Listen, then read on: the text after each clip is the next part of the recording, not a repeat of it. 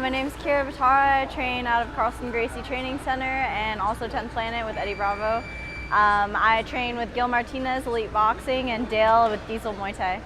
I've been with Paul Revlin with Rev Gear since I started in 2008, and he's been a huge support with that. I don't look at sponsorship as just getting money, just a paycheck, just to help me with bills and everything.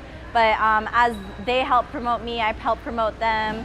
It's a win-win situation. It's just one big family supporting each other, being able to reach out to people, doing these expos. I actually work with Quest a lot, doing the Grapplers Quest. They had the UFC Fan Expo. I was working the booth with them just this past weekend with Olympia, being an ambassador for Quest, being able to meet new people, reach out to everyone and grow my fan base is always a pleasure. Being able to have all these sponsorships, they always have me do interviews for them and have me on their website. So it's a real good way to grow my fan base.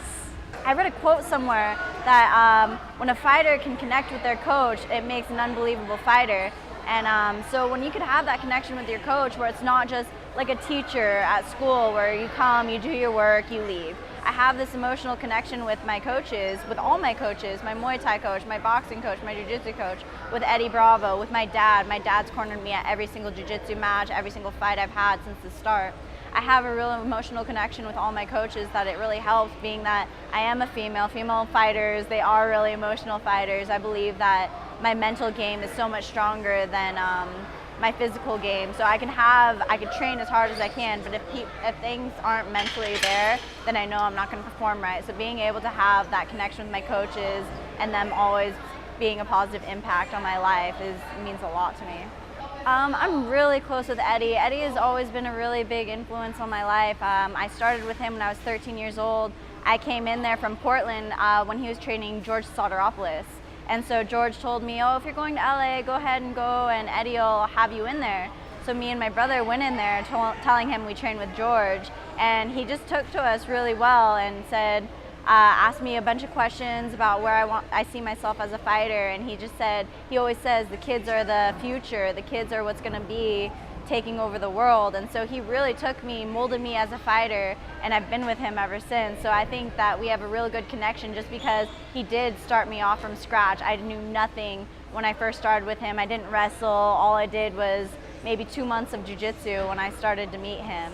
And so ever since then, we text back and forth. He's helped me all through high school with boy problems, with family problems, with jiu-jitsu, when I'm down, when I'm feeling like I don't want to train anymore. There's been a few times that I said, oh, I'm done, I want to quit, I don't want to do this anymore. And he's always been the one to push me. So being able to have him as a role model has been a huge impact with my fight career.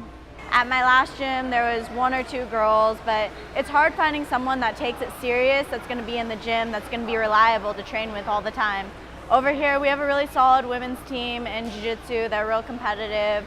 Some high-level blue belts in here. We also have some real good boxers that are all really close to my weight. We also have a lot of high school boys that are walking 120. And so being that they are still in high school, they don't have that man strength. But they're real good partners. They're so hungry, they're young, all they want to do is train. And so it's been a real good team here supporting me, and being able to roll with them every single day has definitely sharpened my skills.